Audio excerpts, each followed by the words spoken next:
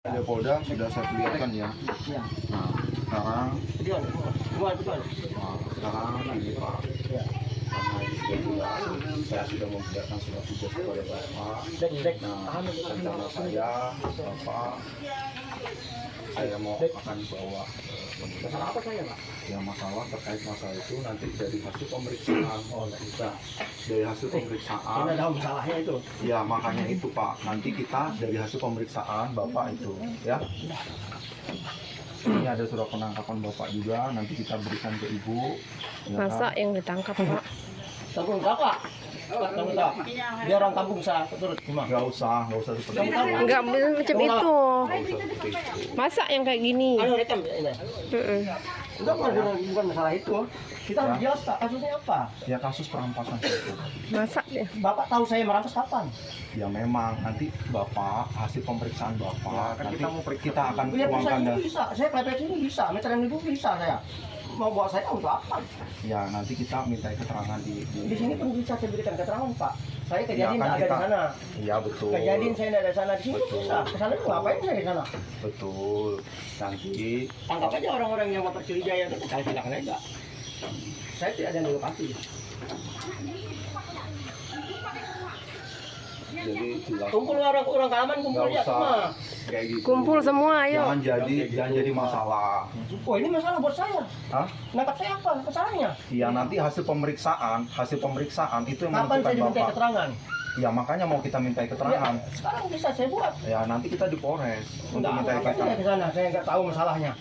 Ya sehubungan dengan itu nanti kita minta. Saya ini petugas Pak. Iya sama, saya hormati, saya hargai. Ya makanya itu justru saya sudah perlihatkan surat tugas Bapak. Dulu tugas, mana surat penangkapan saya? Mana Ya ini nanti saya kasihkan ke Bapak surat penangkapan ini. Ya kan? Walaupun ini, Hah? Ayo bawa aja. ikut aja dulu Pak. Enggak bisa. Jangan ikut saya jangan. Ini surat penangkapan. Tidak. Ya. Ini kan ada sudah jelas. Ini surat penangkapan. Saya ini. Kami sudah mengerti, Pak. Nomor 29. 26 kan?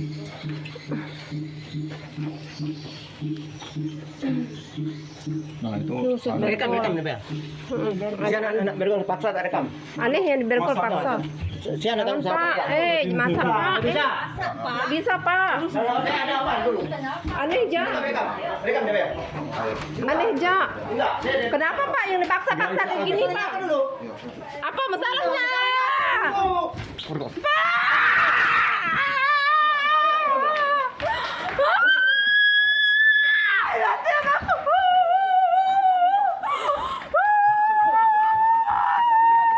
Rekam deh Bel. Ayo, ikut semua. Ayo. Nggak bisa. Bukan penjahat, Pak.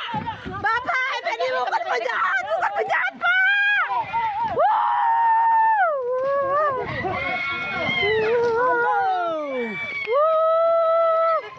Mati anakku.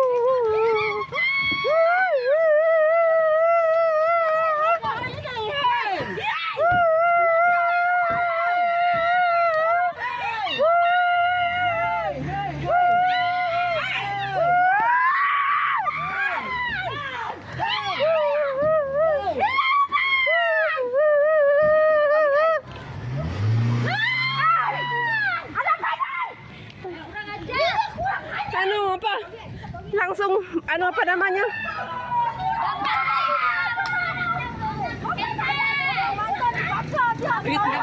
Dipaksa sampai bayar, sampai bayar tadi.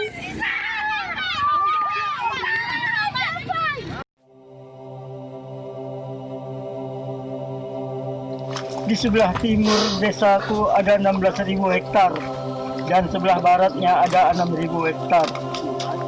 Hutan itulah menjadi sumber napas hidup kami sampai turun-temurun. Kami semua menjaga kelestariannya supaya tidak punah kesemarakannya. Nanti di kelak kemudian hari akan kami wariskan kepada anak cucu kami. Generasi kami, putra-putri kami. Tetapi alangkah malangnya, tak disangka-sangka, malah petaka menimpanya Untung tak dapat diraih, rugi tak dapat ditolak. Oleh raksasa kuat, manusia tak bermartabat, tidak tahu adat, tidak berdaulat. Bukit-bukit ditunggang balikannya, lembah-lembah serta sungai-sungai ditimbunnya dengan puing-puing pohon-pohon raksasa. Rusuh binasa, punah hutan rimba sudah tiada. Apakah ada gempa? Oh tidak ada gempa.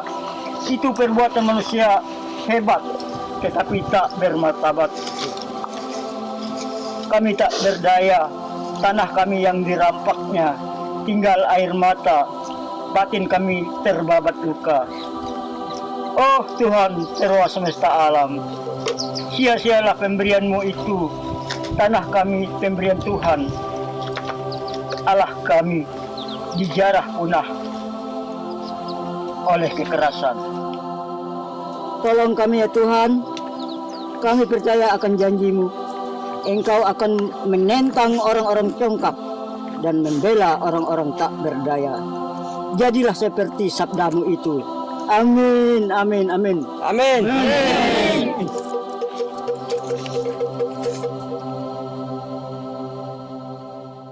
Assalamualaikum warahmatullahi wabarakatuh. Selamat berjumpa lagi dalam Ini Budi Podcast bersama saya Budi Dayak Kurniawan. Hari ini kita akan bicara hal-hal yang baru berhubungan dengan kedayakan. Karena bicara tentang kedayakan, saya akan sampaikan salam kepada seluruh orang Dayak di mana saja berada. Adil katalinu bacaramin kasuruga, basengat kajubata. Harus.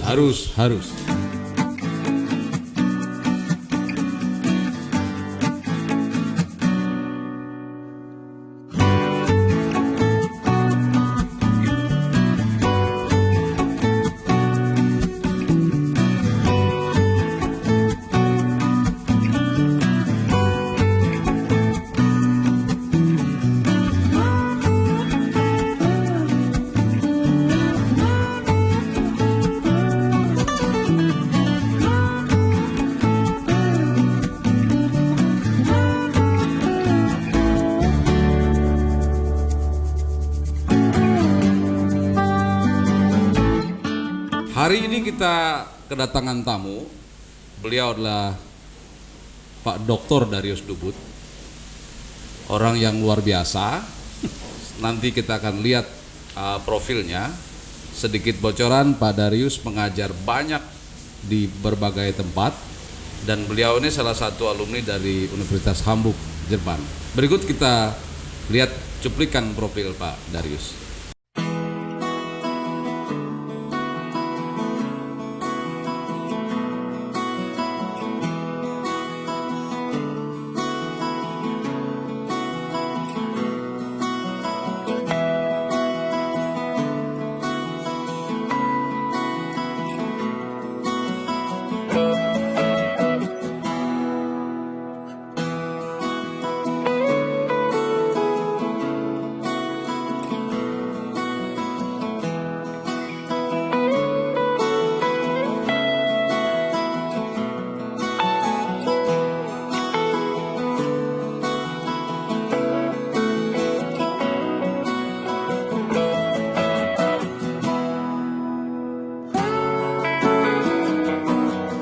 Oke, selamat bertemu Pak Darius. Selamat bertemu Bung Budi. Sehat-sehat ini.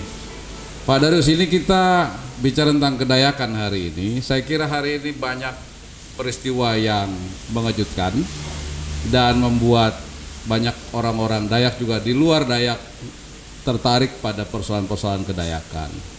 Misalnya hari ini kita dikejutkan oleh penangkapan salah satu aktivis di Kinipan oleh aparat keamanan dalam hubungannya dengan gerakan Save Kinipan.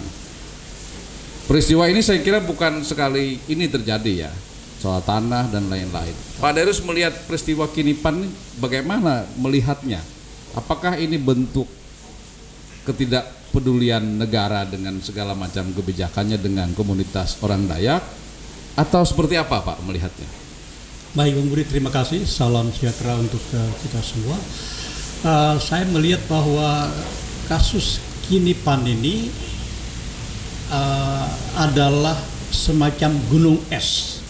Semacam gunung es dari begitu banyak kasus, bukan hanya di Kalimantan tapi juga mungkin seluruh dunia saya kira.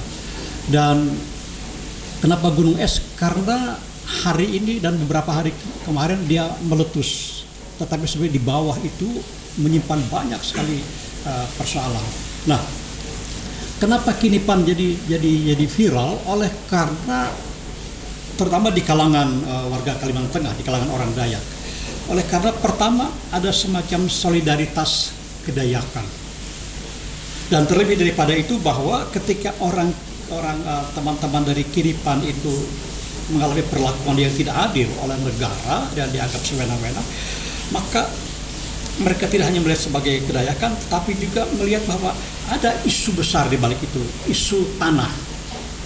Karena bagi orang Dayak, tanah itu adalah kehidupan. Dia tidak hanya punya nilai ekonomi, tapi dia punya nilai strategis, totalitas kehidupan. Dia punya nilai spiritual, punya nilai ideologi, sosial, politik, ekonomi. Begitu tanah itu hilang, maka kedayakan itu juga hilang. Bahkan religi ya Pak ya? Bahkan religi sebetulnya. Jadi ketika tanah hilang, maka orang Dayak sebetulnya kehilangan, dia tidak ada apa-apa lagi yang bisa dipertahankan, kedayakannya pun hilang. Itu sebetulnya. Jadi ada ikatan tidak hanya emosi, ikatan spiritual antara orang Dayak dengan tanah. Nah karena itu saya katakan tadi, kenapa begitu banyak dukungan, bukan hanya dari Kalimantan Tengah, dari Kalteng, tapi juga dari daerah lain terhadap perjuangan teman-teman di Kinipan ini. Pak, kesadaran tentang makna tanah, saya selalu menyebut tanah itu adalah kunci ya. Karena dia, apalagi bagi orang Dayak, saya kira dia berhubungan soal religi ya. Ada banyak ritus yang terhubung dengan tanah. Nah,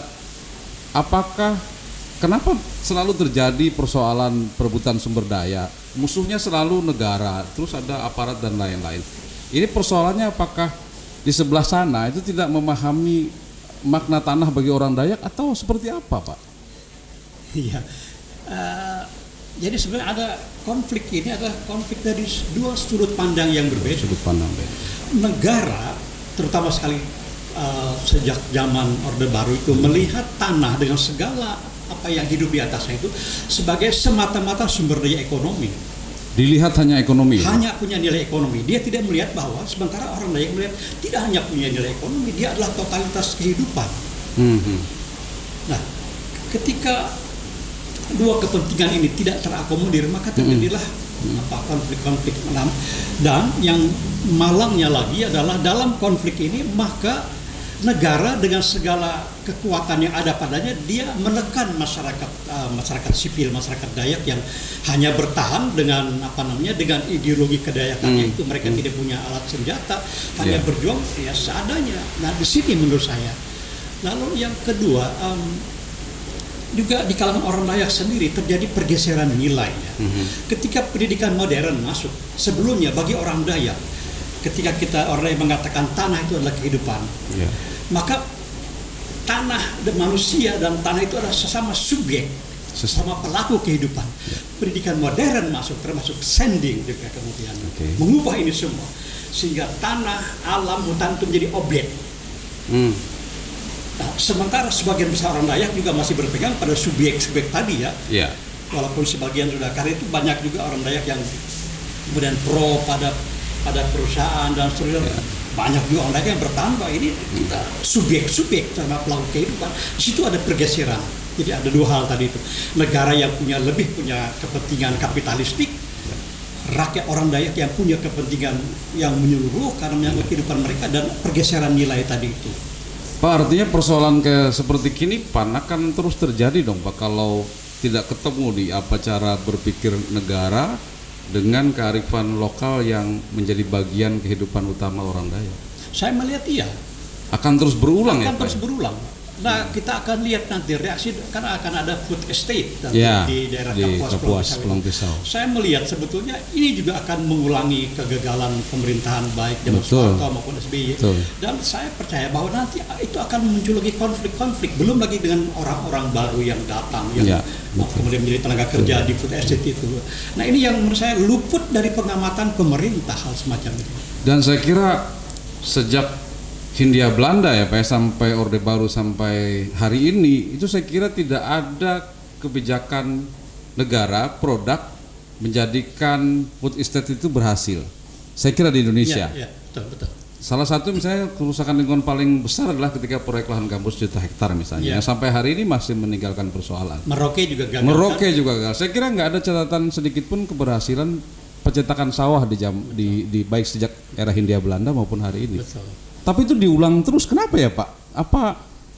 Ya, menurut saya karena pemerintah tidak pernah mau belajar dari Kegagalan itu ya. Nah, selalu memaksakan apa yang ada di kepalanya jadi semacam pendekatan top down begitu ya. Iya. Kalau merasa benar ya sudah, karena negara merasa bahwa ini, makanya ada istilah tanah negara kan. Oh iya. Di situ problemnya. Harusnya ada tanah Dayak gitu Pak ya. Nah, seharusnya ada tanah Banjar gitu.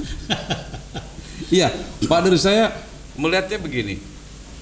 Kan orang-orang Dayak ini kan mengakui lah ada negara dan lain-lain lah ya. Saya kira pro hukum dan lain-lain. Tapi ketika mereka mengikuti kebijakan negara, tapi negara selalu tidak pernah melihat itu jadi seperti tidak ada imbal jasa. Saya bilang. Mungkin Pak Dru bisa cerita sedikit. Saya kira ada fase ketika Dayak melahirkan Pakat Dayak misalnya, itu kan tonggak yang dianggap sebuah walaupun mungkin ada pro kontra, tapi saya melihat ada tonggak hidup beradat, ada civilization, ada penghentian bunuh-bunuh.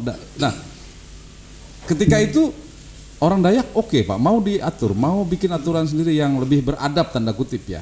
Tapi kenapa ketika mereka beradab tapi negara ya tidak melihat di proses sebagai, mungkin bisa cerita sedikit dulu Pak tentang Pakat Dayak seperti apa. Jadi saya akan mengajak kita melihat mundur dulu ketika perdamaian Tumbang Anoy 1894 ya Pak. Ya. Oke. Jadi perdamaian Tumbang Anoy itu sebetulnya ya walaupun itu prakarsa dari pemerintah Belanda, saya melihat dari perspektif kemanusiaannya. Oke.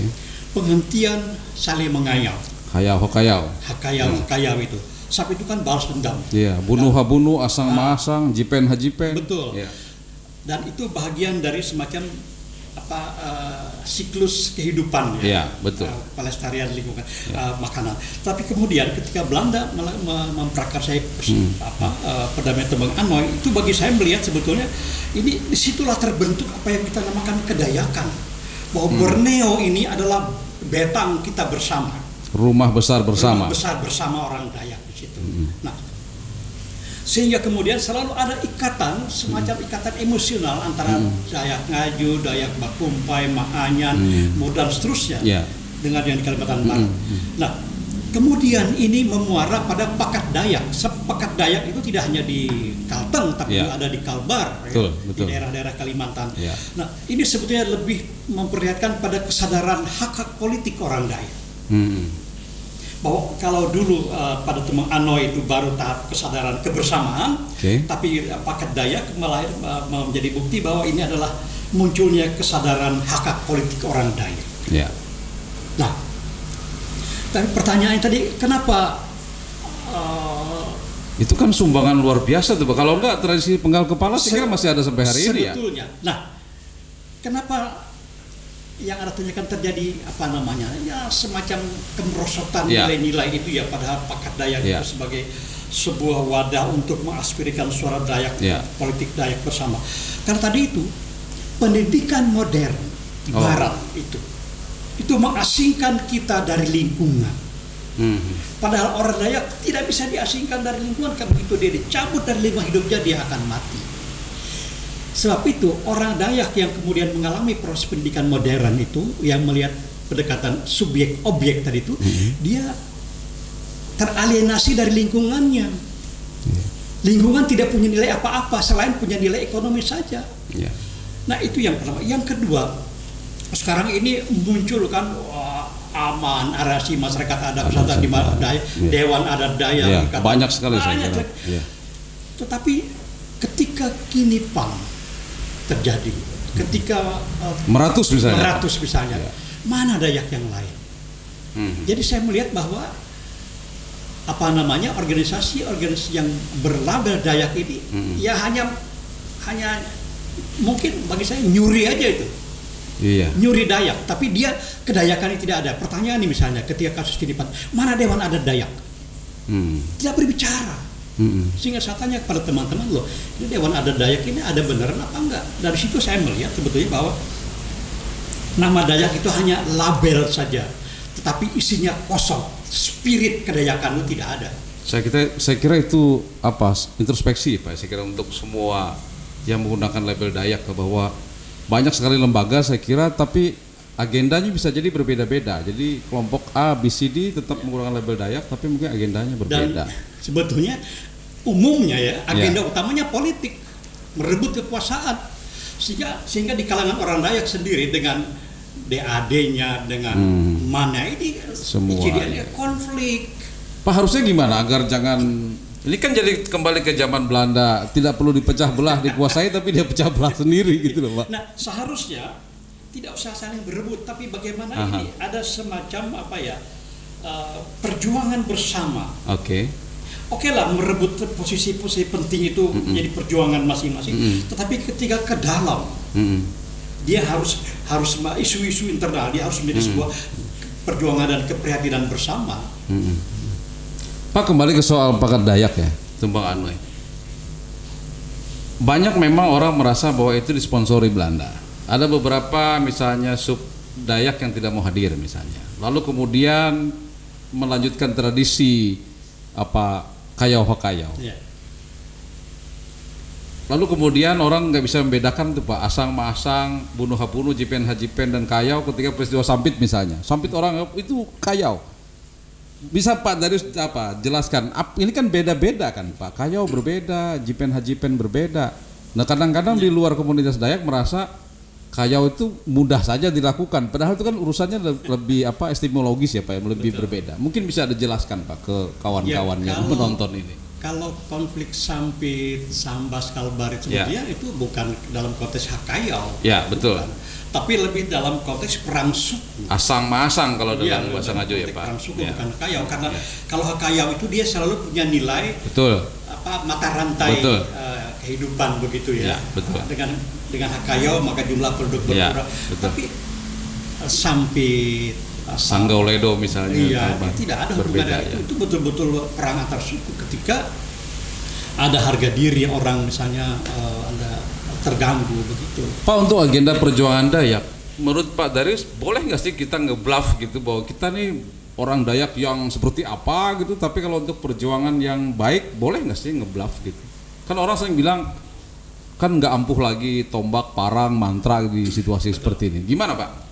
Ya, saya melihat begini, saya sudah konflik Sampit itu. Saya dengan teman-teman muda di Jogja mengatakan, kita harus mengasah pena kita. Pena ya Pak ya, setajam mandau. Kalau dulu hakayau itu adalah potong kepala, sekarang hakayau itu dengan ketajaman pena kita libas itu ilmu pengetahuan, kita kuasai ipek. Jadi harus ada transformasi kultural, transformasi nilai di situ. Kalau kita hanya berpikir mengasah mandau lalu kemudian potong kepala, ini sudah kita kembali ke zaman barbar sebetulnya. Jadi harus ada transformasi. Ini yang menurut saya belum terlalu menjadi semacam budaya bahwa mandau itu harus kita transformasikan menjadi pena. Opini-opini, nah ini opini-opini mengenai kenipan. Ada enggak? Tidak banyak. Nah itu saya melihat sebetulnya nilai ketajaman mandau itu belum lagi mampu ditransformasikan menjadi ketajaman pena. Itu problemnya Pak Darius ya. Pak, kembali ke soal kinipan. Pak Darius berharap kinipan ini endingnya seperti apa? Agar jangan terulang kinipan-kinipan yang sama. Saya kira persoalan di kawan-kawan Dayak Meratus juga sama. Yang dihadapi selalu korporasi, perkebunan besar, negara, kebijakan kapitalistik begitu. Kinipan juga saya kira pesannya sama. Apa Pak yang harusnya dilakukan? Saya kira negara punya persoalan dalam soal itu, yang punya tanggung jawab lebih besar, terutama Jakarta dan pemerintah lokal saya kira, karena pemerintah lokal juga kadang-kadang menurut bagian dari persoalan kadang-kadang Pak. Nah agar soal seperti ini berhenti, jangan lagi terjadi, apa sih harusnya yang dilakukan? Yang harus dilakukan oleh negara baik pusat maupun daerah adalah mengakomodir kepentingan orang Dayak. Soal-soal tanah tadi itu dihargailah. Nilai-nilai Tapi selalu persoalannya ke legitimasi negara Pak. Negara bilang mereka tidak punya sertifikat, mereka tidak punya surat keterangan tanah. Saya selalu bilang orang-orang Dayak itu repot juga Pak. Kadang-kadang mereka di SK-kan oleh Tuhan tinggal di atas gunung A, di gunung B, nggak ada SKT, nggak ada sertifikat, nggak ada apa. Perlu revolusi nggak sih Pak cara berpikir pemerintah? Kalau logikanya adalah hukum positif, ya mereka tidak berhak apa-apa, padahal mereka sudah ada di situ ribuan tahun lalu. Ya, menurut saya disitulah peran negara sebetulnya. Negara harus mengakomodir kepentingan warganya, bukan hanya melihat hukum positif. Legalistik ya Pak ya? Ya, hukum positif itu kan lebih melihat pada kepentingan negara sebetulnya, supaya rakyat aman, tentram dan teratur. Tapi kepentingan masyarakat itu juga mesti dilihat, terutama misalnya orang-orang Dayak, masyarakat lokal setempat. Sehingga kepentingan mereka dengan kepentingan negara itu bisa terakomodir. Dan situ menurut saya harus ada dialog ya antara masyarakat lokal dan diberi kesempatan dengan pemerintah baik daerah maupun pusat. Program Papua sama, tidak pernah ada dialog. Selalu pendekatannya top down. Nah, selama, jadi menjawab pertanyaan Anda tadi, selama pendekatannya top down, negara punya kepentingan, apalagi ada kapital di balik itu, selamanya Kinipan akan berulang lagi. Makanya tadi saya katakan ini dan Kinipan, korban selalu orang Dayak, pasti. orang-orang. Kinipan kan akhirnya menjadi seperti saya katakan gunung es saja, iceberg ya Pak ya. Oke. Pak, saya kira terakhir ini selain Kinipan, juga isu yang menarik di kawan-kawan Dayak adalah munculnya pemikiran berbeda dibandingkan era 80 atau 90-an. Dulu kita mungkin karena pendekatannya totalitarian zaman Orde Baru, kita nggak berani ngomong apa-apa. Ketika transmigrasi terjadi, PLG masuk, kita diam saja. Nah sekarang saya kira ada banyak gerakan tiba-tiba orang Dayak anti transmigrasi misalnya gitu Pak. Terus protes soal food estate misalnya gitu. Ini gejala apa Pak? Dulu orang Dayak tuh apa karena perlakuan berulang-ulang tidak adil lalu merasa ya sudahlah kita amankan sendiri di tanah air sendiri. Jadi ketika era Orde Baru semua kan diseragamkan, tidak boleh ada yang berbeda, ya ini sudah. Ketika Orde Baru runtuh, maka orang Dayak kemudian punya kesempatan untuk mengungkapkan identitasnya. Nah yang bahaya adalah over identity menjadi semacam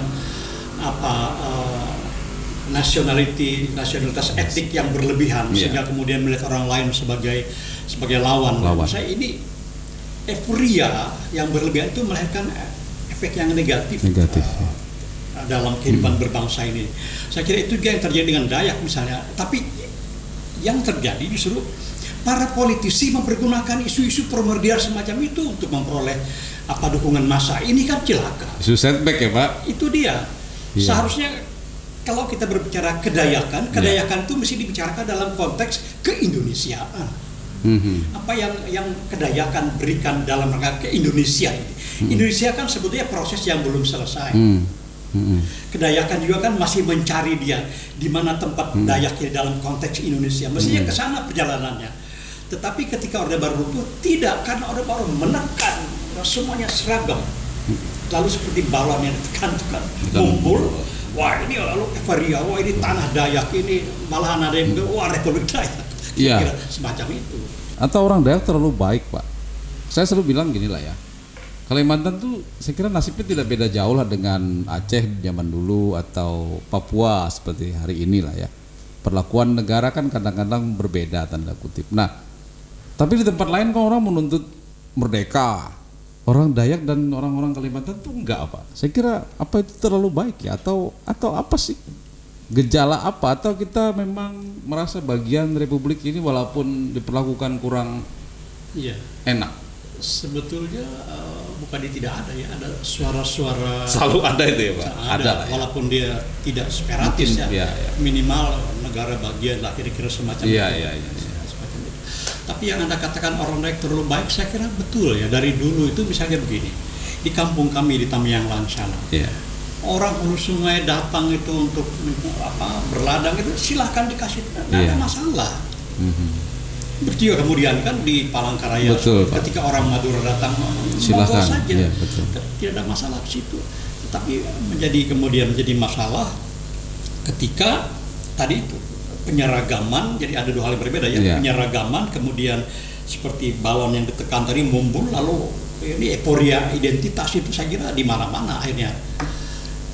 Pak Darius, pesan untuk anak-anak muda Dayak ini, karena saya kira mereka bagian dari produk pendidikan modern. Kira-kira apa Pak yang dipesankan Pak Darius kepada kawan-kawan yang muda-muda? Ya, yang pertama menurut saya adalah kalau kita berbicara tentang Dayak, kita bicara tentang kedayakan. Kedayakan itu tidak bisa dilepaskan dari tanah di mana dia hidup. Jangan jual tanah, karena tanah itu adalah kehidupan. Apapun agama Anda, tidak bisa kita melepaskan diri dari kehidupan. Begitu lingkungan hidup kita rusak, begitu tanah kita diambil orang, kita kehilangan identitas sebagai Kedayakan. Nah, memelihara Kedayakan berarti kita memelihara belum bahadat. Belum bahadat, ya. Hidup beradat. Hidup beradat itu justru tampak dalam Kedayakan itu. Hubungan yang harmoni dengan sesama. Kan tadi yang terbaik tadi Anda katakan, hubungan yang harmoni dengan lingkungan. Di situ belum bahadat itu. Jadi ketika kita bicara Kedayakan, kita berbicara belum bahadat. Harmoni dengan seluruh makhluk ciptaan, tidak ada. Dan orang Dayak belum bahadat yang bukan Dayak juga harusnya melakukan hal yang sama, ya. Sama-sama. Iya. Harusnya sama. Saya agak sedikit catatan mengenai di mana langit dijunjung, ya. Di mana bumi dipijak. Itu kadang-kadang dipelesetkan. Gimana, Pak? Dipelesetkan artinya kamu harus ikut saya dong. Nggak mungkin orang Jawa ikut adatnya orang Dayak. Tidak. Seharusnya dia dipahami sebagai ayolah kita jaga lingkungan ini sama-sama. Di sini bumi dipijak, di situ langit dijunjung. Mari kita pelihara alam ini bersama-sama. Jangan kau rampok tanah saya. Ini kan dengan perusahaan itu kan dia merampok tanah. Karena itu dari perspektif Kedayakan, belum bahadat, perusahaan-perusahaan yang merampas, yang melakukan land grabbing, perampasan tanah, itu dia bahadat. Dan itu selama orang belum dia bahadat, tidak beradat, berarti itu musuh Dayak bersama. Nah, itu bahasa Dayaknya metu. Metu, binatang artinya. Oke. Betul.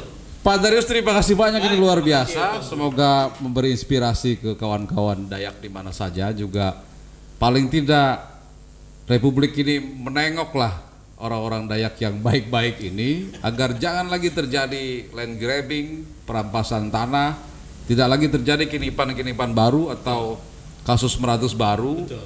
Sehingga orang Dayak merasa menjadi bagian dari Republik ini dan tidak menuntut merdeka seperti tempat yang lain. Terima kasih, sampai berjumpa lagi di Ini Budi Podcast berikutnya. Assalamualaikum warahmatullahi wabarakatuh. Adil Katalino, baca Ramin Kasaruga, Basengat Kajubata. Harus.